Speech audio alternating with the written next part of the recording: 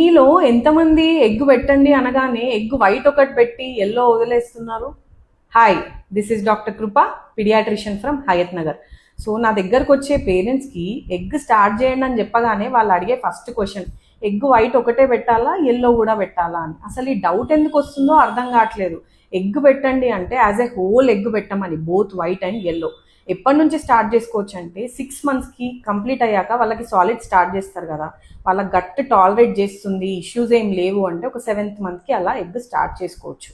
మరి ఎందుకు రెండు కలిపి పెట్టాలి అంటే, వైట్ అనేది ప్రోటీన్ పవర్ హౌస్, కానీ ఎల్లోలో మిగిలిన పోషకాలు చాలా ఉంటాయి. అవి ఏంటంటే ఐరన్ ఉంటుంది, అంటే రక్తహీనతని ప్రివెంట్ చేస్తుంది, అండ్ వైటమిన్స్ ఉంటాయి ఏ అండ్ డి లాంటివి, డిహెచ్ఏ అండ్ కోలిన్ అని ఉంటాయి. అవి పిల్లల బ్రెయిన్ గ్రోత్కి చాలా అవసరం.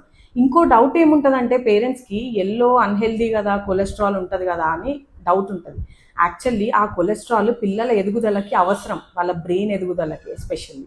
So egg white and yellow ఖచ్చితంగా పెట్టండి.